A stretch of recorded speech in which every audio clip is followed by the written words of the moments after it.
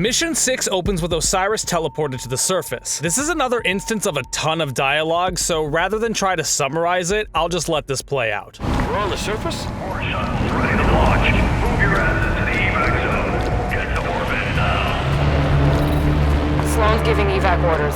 He knows. Somehow... Knows what? Look! The Guardian! Oh no. Where the hell is it going? Chief's on board that thing. We need to get airborne. The other colonies Captain Lasky told us about. This is what happened to them. Look, this colony's gonna be a crater soon. We can't take anything that flies from these people. Our Pelican is on the space elevator. We could use that. The other colonies, there are more Guardians. Really only concerned about the one in front of us right now, Vale. But why this one? Why is the Chief on this Guardian? I think it's the first one Cortana activated on purpose. So they hit on a lot of things here, and there is one minor thing I want to touch on first, and one major thing I'll touch on after. That is a very specific leap in logic, Vale, and quite impressively, it's right on the money. You sure do know a lot about the motivations and actions of a broken AI you've never met before. I know it's not an impossible conclusion to come to, and maybe I'm being too hard on this, but what gave her that impression? What is so discernibly different about this Guardian that makes her think any of that? Wait, more importantly, why the hell would she think that the others weren't awoken on purpose? Why on God's green, flat, f***ing earth would anyone think that someone is accidentally awakening ancient colony-destroying super machines? Even if it were somehow stated that Cortana had indeed awakened the previous Guardians on accident, what makes this one feel deliberate? The fact that Blue Team is on it? How does their inclusion mean that this one was deliberate while the others were not? For all anyone knows, they have all been deliberate, but this is the first one that Blue Team has managed to intercept. Again, maybe this is nitpicky, but this line sticks out to me as a forced expository statement rather than a believable human thought based on any substantiated information. Anyway, I was initially under the impression that it was the awakening and subsequent resurfacing of the Guardian that left the colony-destroying craters, but I guess it's not? It's the teleporting of the Guardians that causes the mass destruction? Well, that and the thousands of Prometheans sent out on a murderous rampage, but I'll get back to that in a second. As we find out later, Cortana has no intention on killing everyone, but rather to force a galactic peace so that everyone will stop killing each other. A noble goal, but one that comes with its own plethora of moral and ethical implications. What's important here, though, is the fact that she doesn't want senseless death. She specifically states that she's trying to stop all of the unnecessary death plaguing the galaxy. So, what blows my pixelated f***ing mind then is why is she causing so damn much of it? Because the script wants her to be the bad guy? Or girl? Or binary, non-binary AI robo person?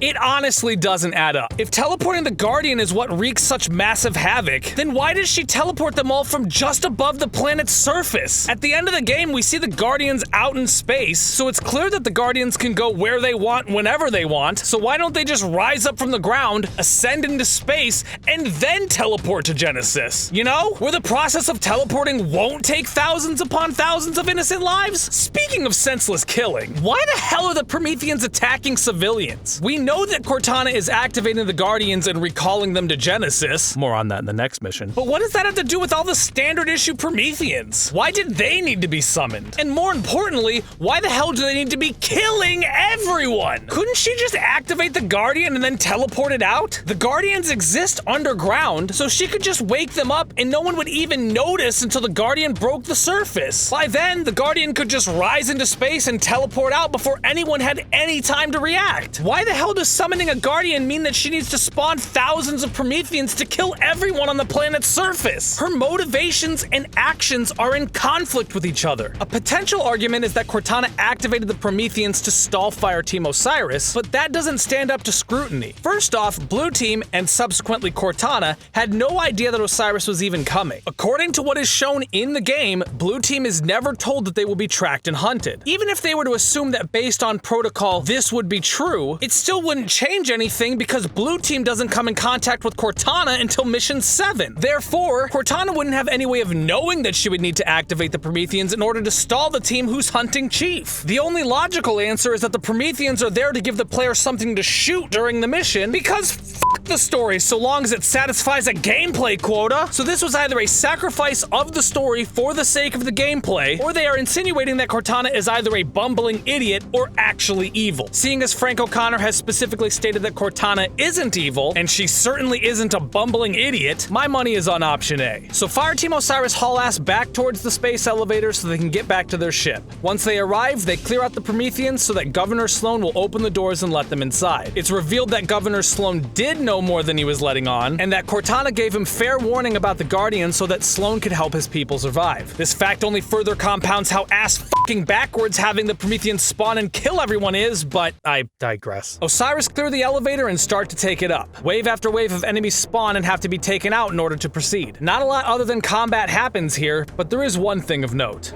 I understand the Master Chief disobeying orders to find Cortana, but why the rest of Blue Team? They didn't know her. The members of Blue Team grew up together in the Spartan 2 program. They've registered more operations than any other fire team in the UNSC. They're family. Exactly.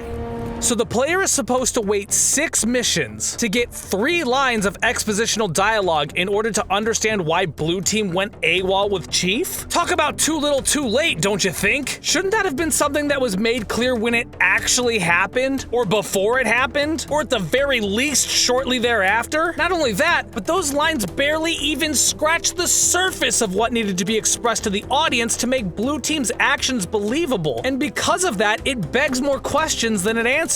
Okay, so they grew up together. Fine. What did they experience together that made their bond so strong? Where have they been for the last 4 games? Why were they never mentioned once before this one? Why are they here now? How are they here now? Didn't they die on Reach? Players of the games have been told on more than one occasion that Chief is the last of the Spartans, so yes? This exposition comes too late and is far too underdeveloped. It's yet another instance of stating a fact without elaboration. You can tell the player that it is a fact that they are family, but that doesn't mean that they will feel like family to the player. The player still has little to no experience with these characters and their motivations to feel like they are. New Alexandria all over again. We claw our way out here, scratch a life out of the dirt for what? So we can run? Leave it all behind? There's a difference between running and living to fight another day. Tanaka's right. Humanity's at our best when we're making something out of nothing. We're tenacious.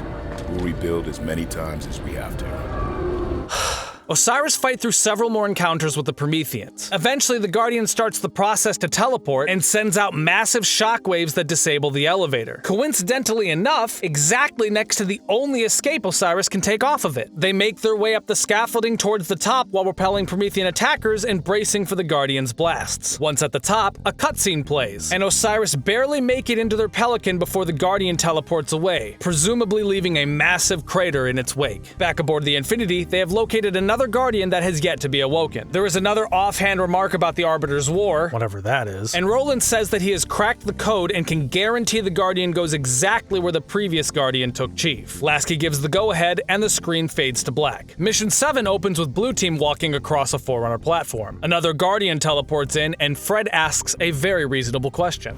What's Cortana up to, Chief? Why'd she bring us here? Let's keep moving. Hey, guy who is family and risked everything to come along with me, why don't you take a second and f your face with your face? My only personality trait is finding Cortana and punching Locke, and anything that isn't doing that is strictly outside of my programming, including this thought. Error, error, error. How is that even remotely a reasonable response? It's clear that it isn't one, but Fred doesn't say anything. One could argue that's because of Fred's respect for the Chief, and that he would clearly, as demonstrated by his actions, follow Chief anywhere without question, but it feels so artificial and forced. It doesn't feel earned. These characters show up out of nowhere in this game, but submit to Chief like a scolded puppy. The player, unless they have explicitly experienced the expanded lore, has no history with these characters and therefore have no reason to believe any of their actions. They just seem like scripted props, only doing things because the plot demands it, not like actual people doing things for their own pragmatic reasons. Console lit up as I approached.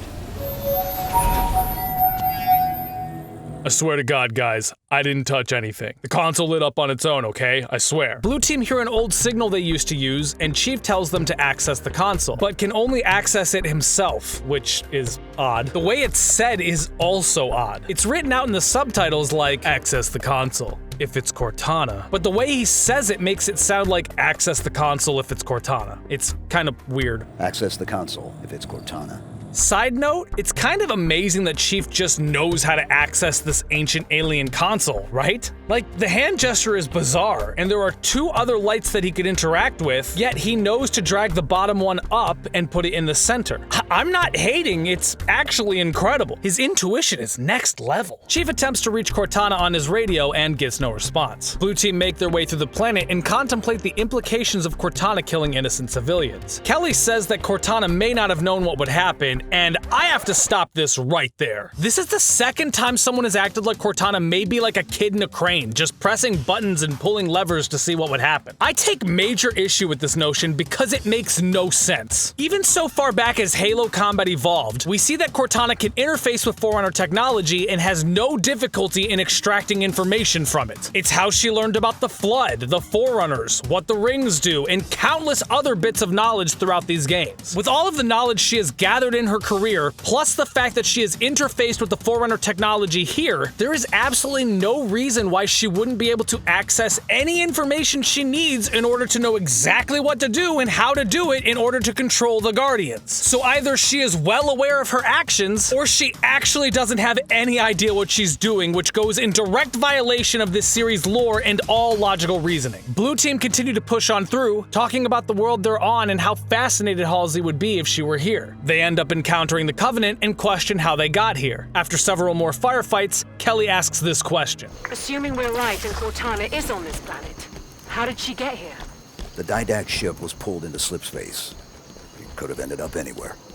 Oh, this. Oh my God, this! If this is true and she could have ended up anywhere, what are the fucking chances she would end up here? The only freaking place that could heal her and turn her into a damn zealot! The Didact's plan was to compose all of humanity, not use the Guardians to enforce galactic peace. So why the literal and actual hell did his ship travel here mid-explosion? Because Cortana needed an ex machina to bring her back into existence? This "she could have ended up anywhere and just so happened to end up here" concept is so incomprehensibly and astronomically far from plausible that it's actually fucking hilarious. This feels like another prime example of the writers having story beats that they need to hit, this one being Cortana making it into the domain and being cured, but didn't have the time to develop a satisfactory way to get her here. Maybe this was the intent all along, but it feels like a patch job to link everything together after something was changed in the story during development. It feels shoddy, completely implausible, and wholly unsatisfactory, which should never be how you describe the most important plot development in your story.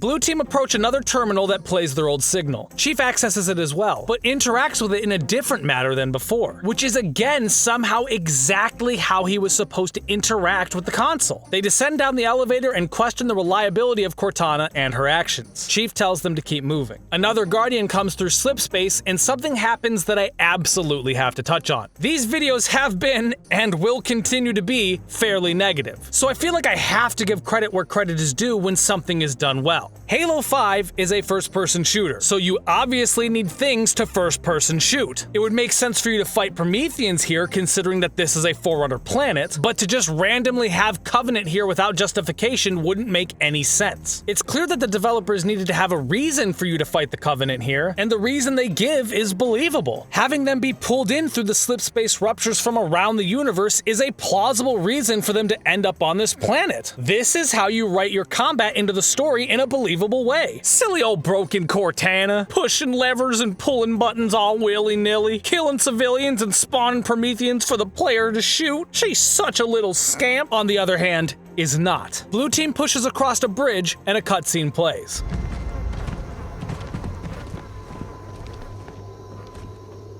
What did this?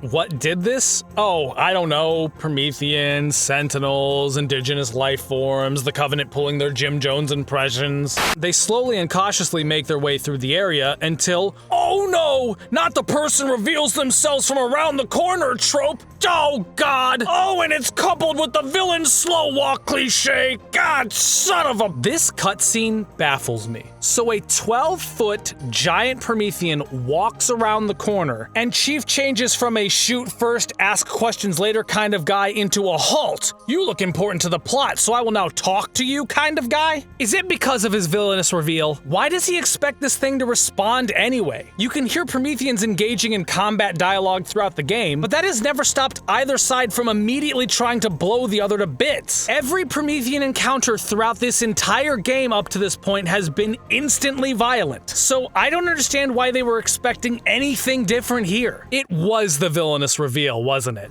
I am the Warden Eternal. I stand in defense of Cortana.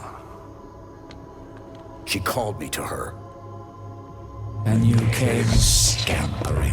Why is the dialogue so odd in this game? The Warden is written well enough for a mustache twirler, but what is with the Chief's dialogue? We've heard many examples of how off it has been up to this point, but why is this line written like this? She called me to her. I understand that he is trying to convey to the Warden that Cortana had summoned him, but who says it like that? Chief has had a very confrontational approach to anyone who stands between him and Cortana throughout this game, so I don't understand why that wasn't carried over to this scene. Having Chief say, "Take me to her," or something along those lines would have fit his character far better and would sound much more natural in this circumstance, but whatever, I digress. Oh, I see. They couldn't use the "take me to her" line there because they saved it for here. Still doesn't excuse the odd writing though. The Chief demanding to be taken to her is the most logical response for this character, but if it's insisted that the line be saved for the end, then even "she's expecting me, I'm a friend" sounds more natural than "she called me to her." She knows your forgotten name. Who you were before you were 117? Do you find it odd your trusted companion should keep so much to herself? Take me to Cortana. Not just yet. Come. Let us talk some more.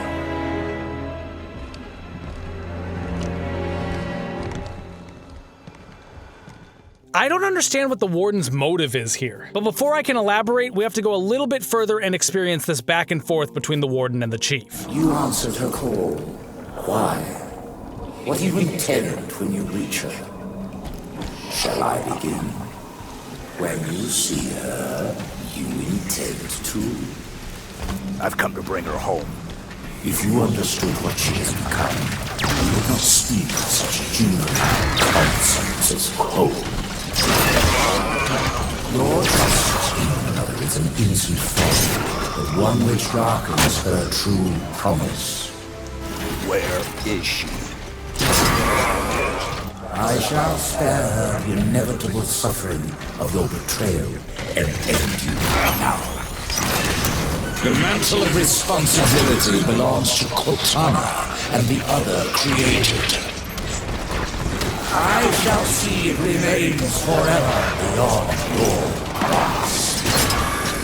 There's a lot to cover here, so let's tackle this point by point. First off, if the Warden never intended on allowing Chief or Blue Team to reach Cortana, then why the literal f*** did he allow them passage on Meridian? He could have guaranteed that Chief never even made it to the domain by keeping him from ever boarding the Guardian, but instead waited until Chief was a stone's throw away from Cortana before starting to railroad his progress? How does that make any sense whatsoever? Secondly, and this was something I already touched on before, but if the Warden wanted to stop Blue Team, why doesn't he just spawn 1,000 of himself and obliterate them in an instant, right here, right now? Wait, more importantly, why the hell is he dragging the Chief around like a cat batting around a mouse instead instead of just killing him. I understand that he can't actually just kill the chief and end the series, but when your desire to tell a specific story and your character's motivations directly conflict with each other, then you've failed to construct a believable story. If the game dictates that Chief cannot die and must progress through a certain number of events to end the game, then any character, warden or otherwise, must have a logical and believable reason as to why they cannot intervene with either of those criteria. Conversely, if a character, warden or otherwise, wants to kill or stop someone, then any reason or justification given must make sense according to the story, the characters, and their motivations. If at any point you force a character to act in direct violation of their motives or goals to achieve one of these results, you have broken your story, your characters, and the audience immersion and engagement. The warden could have prevented the chief from reaching the domain, and by extension Cortana, by never allowing him to board the Guardian, but he didn't, for no other reason than the fact that it would impede the game's intended progression. The warden should spawn 1,000 of himself and obliterate blue team right here, right now, but won't because it would run in opposition of the game's intended progression. He has no reason to talk some more with someone he intends on killing, other than the fact that it's cliche villain 101 and that killing him instead would run in opposition of the game's intended progression. Do you see what I'm getting at here? If the villain wants to kill the protagonist or stop them from achieving their goals, then it has to make sense as to why the villain fails to ultimately do either. It doesn't make sense in Halo 5. The only reason why the warden fails is because the writers said so, not because of anything happening in the game or its story. Later, we see Cortana stop the warden from killing the chief and his crew, which is a fantastic justification as to why the warden fails at doing something he could have easily done otherwise. But the important word is later. It's not being done now and wasn't, as far as anyone can tell, being done earlier, so my point still stands. What's more is having Cortana step in and intervene is a fantastic solution to this problem. It creates a tension between the three characters, demonstrates Cortana's power over the warden, and justifies why the warden can't simply kill the chief. The problem is they introduce this dynamic far too late in the story after several instances where the warden should have just killed him, which leaves the warden's actions perplexing and nonsensical to the character and his motives for the first 2/3 of the game. Second off, what is the point of instilling this doubt into the chief? If it's because the warden likes playing with his prey, then what you're left with is a serious cliche. Not only that, but the warden doesn't want the chief to reach Cortana because he fears the chief won't believe in her cause and try to stop her. But by instilling all of this doubt about Cortana and her motives, isn't the warden stacking the odds in the favor of Chief opting to stop her? Why is the warden pushing the situation towards a self-fulfilling prophecy? If the warden doesn't want the chief to stop Cortana, and he won't kill the chief because the script says that he can't, then wouldn't the most logical option be to try and convince the chief to take her side? Isn't the most logical choice to try to persuade the chief into joining her cause? How does instilling doubt into the chief benefit the warden or Cortana in any way? It doesn't, and therefore makes no sense. And third, for some reason, 343 chose to have a large portion of this important dialogue play out directly in the middle of a firefight. This is a poor design decision, especially for dialogue that is integral to the plot, as having to listen intently to something while also engaging in combat forces the player to split their attention. Either they have to focus on the words being said and put actually playing the game on the sidelines, or, more likely, the player will focus on being effective in combat and thus miss portions of the conversation. Such was the case my first time through this game. I actually had to reload the checkpoint because I missed a few lines of dialogue and lost what was happening, and a player should never have to reload a save in order to hear the story. There are reasons as to why concepts such as cutscenes exist. If something is important, you have to put it at the forefront of the player's attention. Whatever it is that you want the player to be focusing on or doing should be pretty much all that there is to do. If you want your player to solve a puzzle, then that should be pretty much all they're doing. If you want the player to listen to dialogue or the story, then that should be pretty much all they're doing. If you want the player to kick some serious ass, then that should be pretty much all that they are doing. There is obviously some wiggle room for these rules, but wiggling too much can lead to what happens in Halo 5, where everything gets muddled and hard to follow. This concept is on display everywhere in almost every game you play. You aren't shooting people while trying to solve a puzzle in Uncharted. Cutscenes take control away from the player to guarantee that they are paying attention to what is happening in the scene. If the player is in control during the conversations, then they are likely just moving from point A to point B, and combat is typically only littered with combat dialogue and not important story-implicating conversations that are integral to the plot. 343 could have easily placed a long path or simple platform platforming section here instead of this combat-heavy scene, which still would have given the player something to do in the game while listening to the dialogue without preoccupying their attention and drowning out the dialogue with gunfire and explosions. Blue team kill the remaining enemies in this section and push out into an opening, where they are promptly attacked by the Warden Eternal. Putting the fact that this makes no sense and should have been something that happened 3 minutes ago when they first met outside that door aside, Blue team take him down and the Warden disappears. I guess he had more important things to attend to, like conforming to the plot. And then, right on cue and for no other apparent reason, Cortana manages to contact Chief. Before I get on to what she says, why is she able to talk to him now? What changed? It was shown earlier that there was radio interference of some sort, so was the Warden blocking the signal? Does he have the power to do that? I thought Cortana had not only complete control over him, as demonstrated a bit later, but the domain as well. So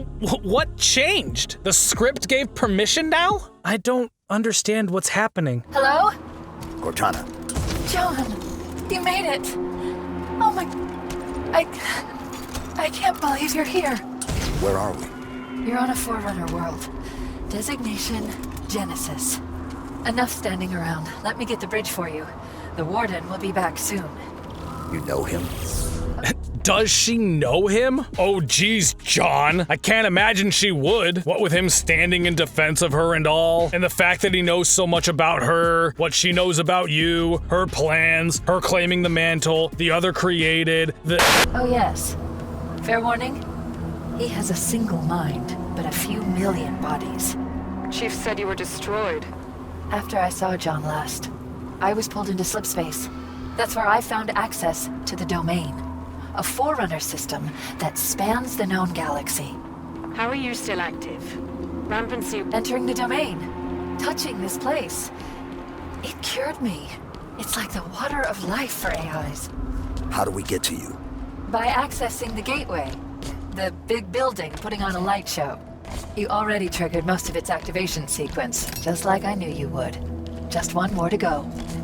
I touched on this before, but it has to be brought up again. This game might have the most Deus Ex Machina of Deus Ex Machinas that has ever Deus Ex Machina'd. And it's absolutely absurd. This isn't believable. It isn't sensical. And it's almost insulting to the player. Why is this place the water of life for AIs? And what does that even mean? How did it put you back together? Didn't you split yourself off into dozens of personalities who were subsequently destroyed? How did this water of life rematerialize all of the portions of you that no longer exist? What are the chances that you would end up in a slipspace rupture that would take you to the one and only exact place in all of the universe that can magically repair you? 450 trillion to 1? The Didact made it clear the mantle of responsibility was an Imperial piece. Step out of line and suffer. It won't be like that, John. I'll explain it better once we're together.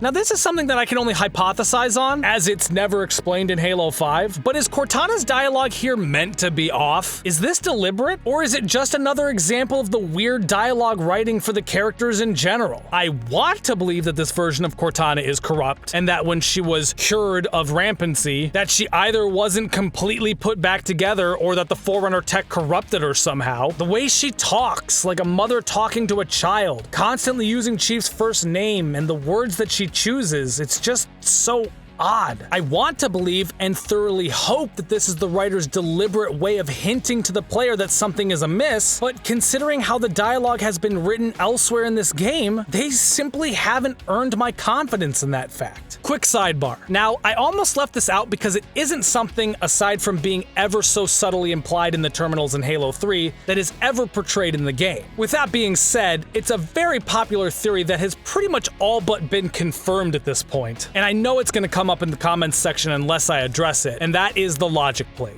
I'm going to touch on this again later, but I wanted to make it clear that I wrote this script before the Halo loot crate essentially confirmed the logic plague theory. The reason that I'm keeping the original script and saving the logic plague topic for the end is because that it is a mostly expanded lore topic, and not something that I would wager the overwhelming majority of Halo plays are even remotely familiar with. I'm doing my best to keep my arguments as self-contained to the games themselves as I possibly can, and while I am aware that this was hinted, and I emphasize hinted back in Halo 3, this is realistically an expanded lore topic. But again, we'll touch back on this later. Blue team encounter plenty more Prometheans as they make their way through this cave system, and after many a fight, they finally make it to the gateway. Chief and Cortana have a quick sentimental moment, blue team approach the gateway, and the screen fades to black.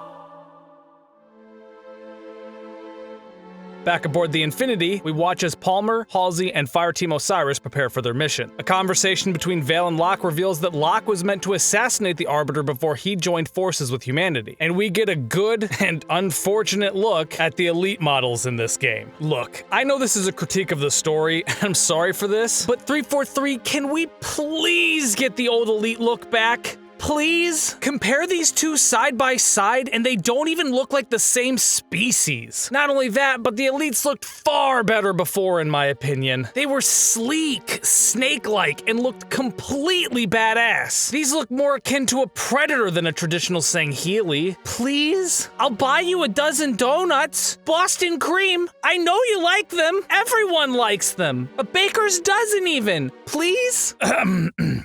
Sorry, back on topic. Lasky basically tells Locke that if anything happens, that he and his team were never on Sanghelios. Osiris fly in on a Covenant Phantom and land planetside. Welcome to Mission 8. This mission is essentially the start of the Arbiter side quest, where Osiris can only reach the Guardian after helping assist the Arbiter. Not a lot of note happens in this mission, or the next several in fact, so I will probably be blasting through these pretty quickly. If anything, the fact that I can say that the next several missions don't have a lot going for them shows how much of a disservice was given to the Arbiter, his story, and how it relates to the overall plot. This section of the game feels like padding, something to fill time, rather than an engaging act that the player is excited to get invested in. Unfortunately, because we are thrust in via circumstance and only for our own selfish gain, it really takes the wind out of the sails for this section. It feels like an errand rather than a voluntary story arc of helping an ally take back his homeworld. Not only that, but they also somehow managed to make the Covenant feel like a nebulous enemy. The Prophets are dead. The new and apparent Covenant leader Julam Dama is dead. And the fact that some of the species are no longer a part of the Covenant, but others are, makes the Covenant feel like an obligatory gameplay tick box, rather than a military force with motives and objectives. Why are the Covenant attacking Sanghelios? No, seriously, why? Did Jewel want to rule over Sanghelios? Did Sanghelios piss in the Covenant's Cheerios? I honestly don't know the answer, and if the game ever explained it, it must have done a poor job doing so, because even after playing through it again to make this video, I still didn't catch it. So we have this nebulous Covenant operating without a leader, attacking the Elite homeworld for reasons, and the Arbiter is here because he's trying to unify the Elites. Go scratch his back so he'll scratch yours. That's essentially the premise of these missions. Pretty underwhelming. Side note, as a Halo fan, if you told me back in 2001 that 14 years later we would finally get to fight on the Elite homeworld, I may have pissed myself in excitement. Unfortunately, that pissing would have been unwarranted, because this is the most underwhelming reveal of this planet I think I could imagine. Alright folks, we're about to go land on the Elite homeworld and kick some ass! Let's fucking do it! Yeah!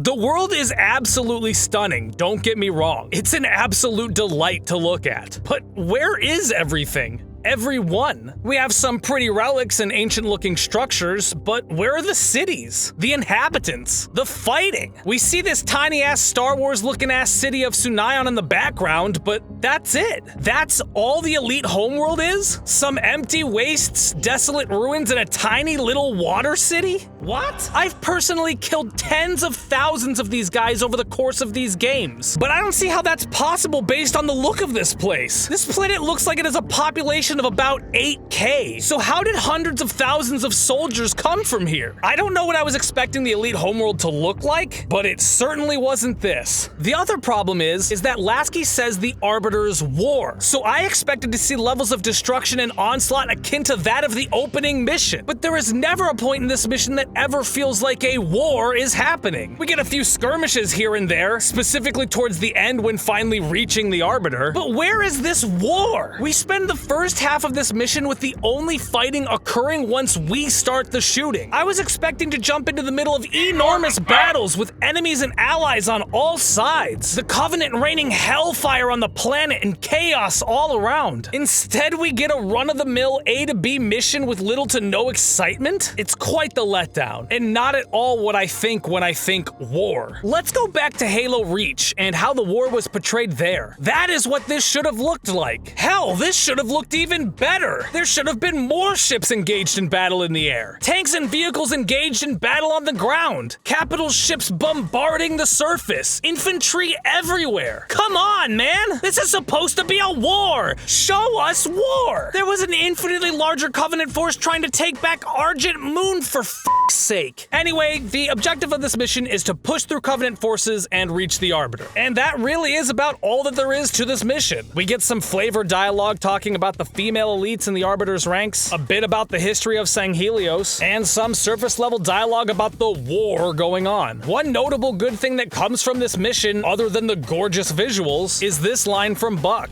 Bodies ahead. Swords of Sanghelios. Covenant must have caught him by surprise. Shi'nse Rema'u. Shi'nse Rute Hade. What's that, Vale? Sangheli burial prayer. A warrior at birth, a warrior in death. Arbiter's an ally, so these dead here are our brothers as far as I'm concerned. Agreed. Time for payback. It's nice to see a bit of real personality from these characters every once in a while. The mission plays out like you'd expect. Osiris fight from one area to the next, taking out dozens of Covenant on the way. After many a firefight, Osiris is given some manti. Mantises? Mantus? Manti? Mantisaurus? And make the final push to the Arbiter. Once reached, the screen fades to white! Nah, I'm just kidding, it fades to black. A cutscene plays showing Locke and Arbiter talking in a tent. Agent Locke's history with being assigned to assassinate the Arbiter is brought up. Did he tweet out that he was going to kill this guy or what? Why does literally everyone know about this? Anyway, his assassination assignment is brought up again to make the Arbiter weary of him and cause tension for tension's sake. And Cortana creates an EMP hologram or something and talk some smack. Now, if you've made it this far into this series, you know that I can be pretty nitpicky sometimes. And maybe this is another example. But how did Cortana do this? Does the domain give her access to everything electronic literally ever? How did she even find this specific piece of technology to overhear this exact conversation? And that aside, from my understanding of electromagnetic pulses, which is essentially nothing, might I add, why would this hologram table have the technology to emit one of those? And even worse, before I can even finish asking these questions, this happens. It's Cortana. She touched every networked device in the camp. She knows the Guardian is here. What do you mean by that? Are you insinuating that because she touched every network device in this camp that she learned of the Guardian's existence through that? If not, then your wording is awful. And if you are, then I don't have the words to describe how ridiculous that is. And even if you mean that she learned about this camp through locating the Guardian, why are you surprised that she knows the Guardian is here? She has activated dozens at this point and exists in a place where she can control every single one of them. So if anything, I would be surprised if she didn't know that the Guardian was here. I mean, the UNSC was able to locate this Guardian for Christ's sake. It should not be revelatory that the supercomputer plugged into the Forerunner domain can find this f***ing thing. Locke urges the Arbiter to help them reach the Guardian, and the Arbiter says he will, but only after Locke helps assure him victory over the Covenant. The screen fades to black, and with it, the end of Mission 8. Now, I'm barely going to even mention Mission 9 and Mission 11, as they are just hub missions, and next to nothing comes from either of them. We learn that Halsey needs a Forerunner constructor to interface with the Guardian, and we are sent out to get it. That is Mission 9 in a nutshell. The objective of Mission 10 is to take down the giant Covenant Kraken and retrieve the constructor for Halsey. This is another mission where very little of note happens. It's a fun mission to play through, but is essentially a fetch quest mixed with a sabotage mission, and has very little story happenings throughout. Osiris land and push their way through some Covenant. The Arbiter's air forces attack the Kraken while Osiris fights on the ground. Now, while this is a little closer to looking like a war, I still feel like this should have been so much more. We should look out past the Kraken and see capital ships and various vehicles in all-out war, not just a few banshees shooting this ridiculous-looking Cephalo tripod. After several combat encounters, Osiris catch up with the Kraken and assist in air support. Osiris board the Kraken, toss a plasma grenade on its weak point for massive damage, and then escape as the Kraken explodes around them. They push into the Forerunner structure where the constructor is, well, constructed, and retrieve it. They fight their way out, a Phantom arrives to pick them up, fade to black, end scene. See what I mean by not a lot going on in these missions? Mission Mission 11 is another hub mission, and Osiris are dropped off by the Phantom and instructed to meet with Palmer. Once they do, they are told to report to Halsey. Halsey says the Constructor has the signal, and as soon as it makes its move, they must be ready to go. Right on cue, the Constructor takes off and a cutscene plays. The Arbiter has a rallying speech, and Halsey tells Locke to bring Chief home safe in a really awkward way. The screen transitions to a value of flat 0, which signals the end of the mission.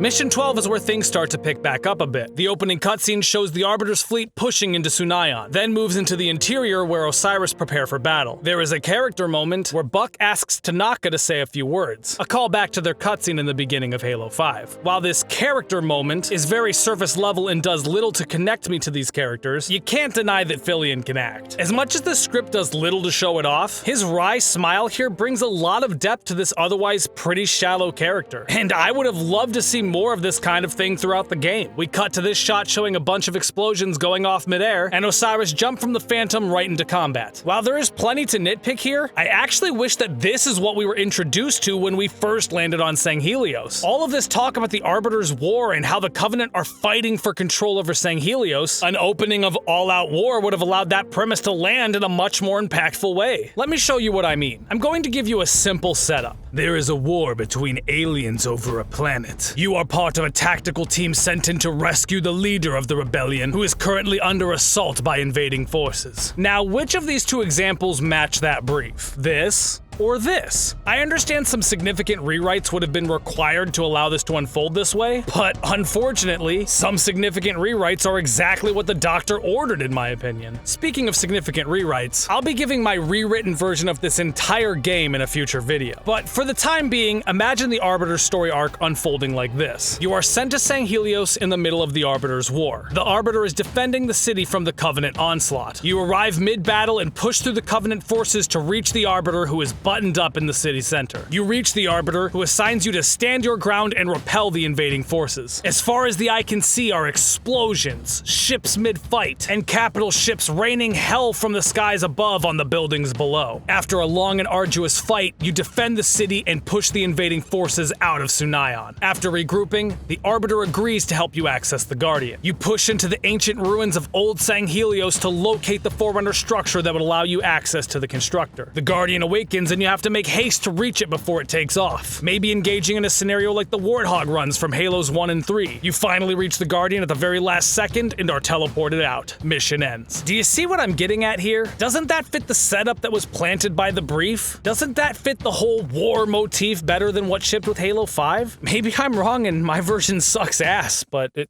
sounds a lot better to me. Back on track, Osiris land in the middle of the battle and help the Swords of Sanghelios, Arbiter's army, take back the city. There are anti-air emplacements between Osiris and the Guardian, and Osiris have to take them out. A majority of this mission is combat and objective-centric, and the only real story progression for the first half is simply repelling the Covenant forces. There is one thing I have to touch on, though.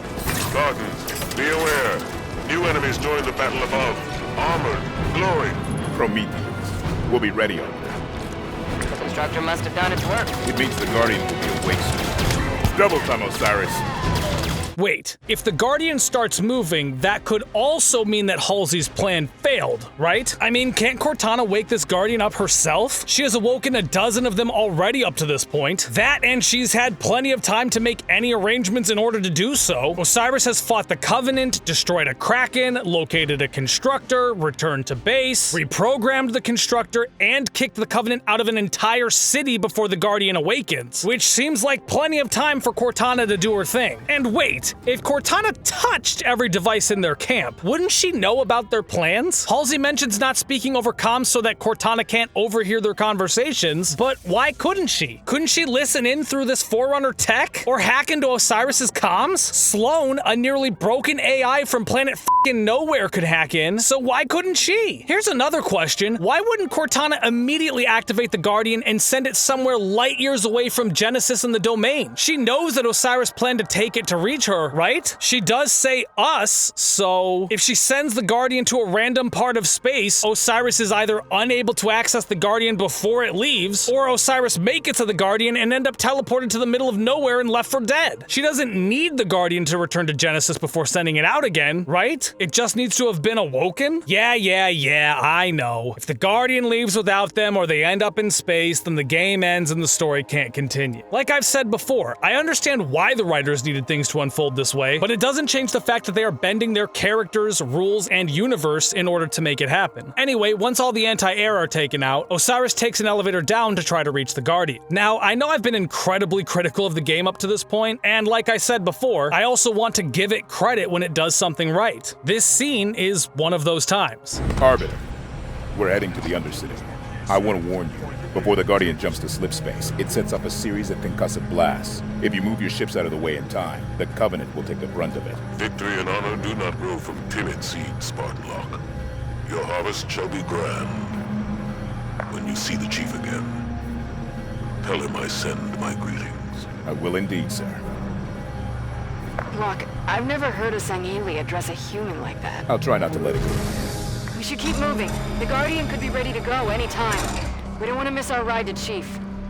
This is the kind of characterization this game has desperately needed up to this point. Locke actually cracked a joke here. A real, honest-to-goodness joke. Vale showed some personality, and there were actual characters having real human conversations. It was a really nice moment. Too bad scenes like this are the exception to the rule. Osiris continued to push through dozens of Covenant as the Guardian begins to awaken. The Prometheans join the fray and start causing problems for the Arbiter and his clan. And then, this happens. Arbiter, this is Spartan Locke. Do you copy?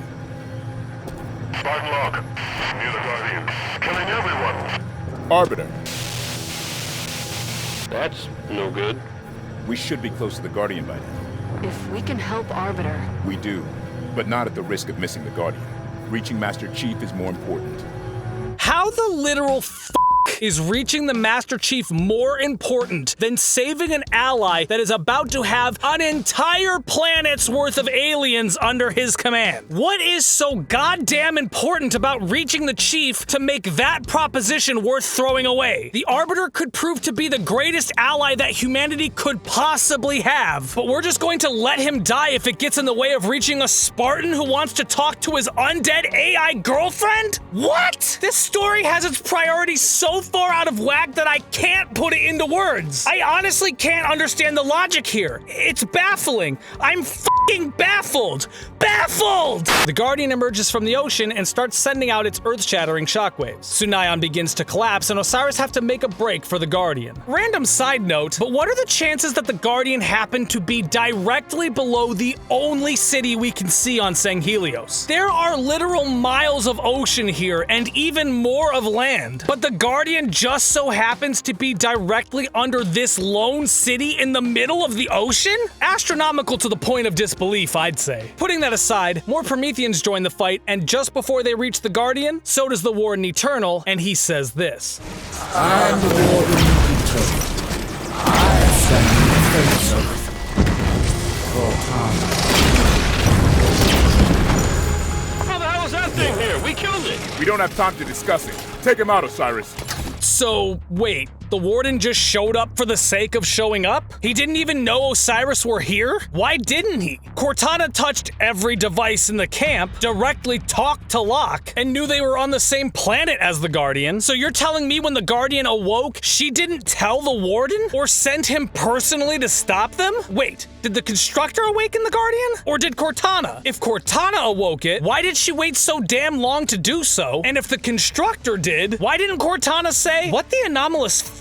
That lock and key looking motherfucker has awoken one of my Guardians. Warden, go continue to fail stopping him. Why would he just randomly show up if he wasn't sent? What is he going to do to affect this situation? Is his job to show up last minute and kill people because the Guardian is powered by the blood of his enemies? They never explain these rules, so there's no way to know. He is honestly probably just here for the sake of gameplay, which means we end up back to the issue from before. If you want the player to fight the Warden, then give a logical reason for it. correct. Cortana sending him to stop Osiris seems like a pretty reasonable excuse to me, but I digress. These are the types of issues that should have been caught during development. And hell, maybe they were. The problem is that even if they were caught, they were never fixed. And what we are left with is this mess of a story held together with duct tape and staples. Anyway, Mr. I just showed up for the free beer is defeated and screams out that Osiris mustn't reach Genesis. Man, if only he summoned like 1,000 more of himself, or a few million of himself, or literally all of the Prometheans. Maybe he could have stopped them. Such a shame. Osiris reached the Guardian, and the screen fliggity fades to black into a cutscene. We watch as Osiris are picked up by Palmer, and then make a last-ditch rush for the Guardian. Explosions go off, and Buck falls out of the Pelican. There is another nice character moment between Locke and Buck, and they are dropped off onto the Guardian. Palmer's Pelican is hit by a pulse, and looks like it's about to crash. And Vale urges Locke to jump through a teleporter she knows to use for some reason. The Guardian enters slipspace, the Arbiter gives a short rallying speech, and the screen fades to black. End Mission 12.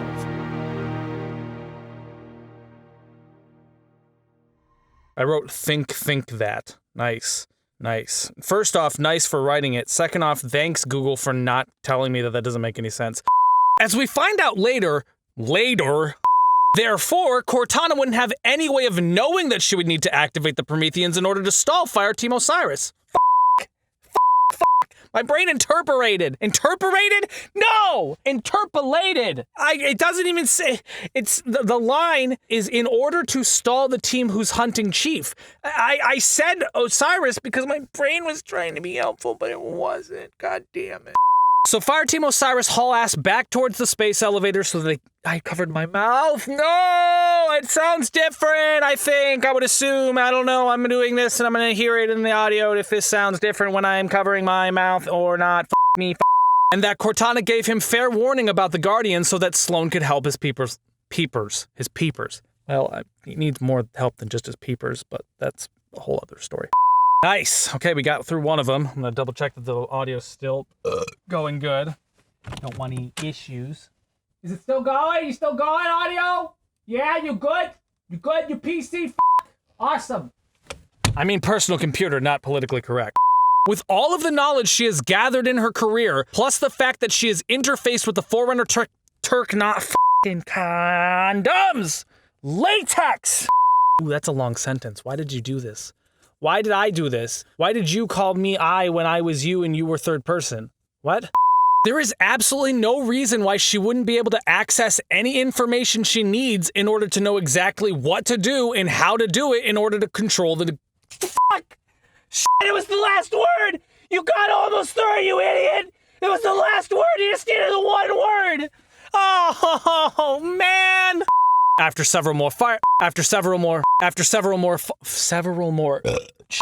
Blue team approach another terminal that plays their old signal. Signal.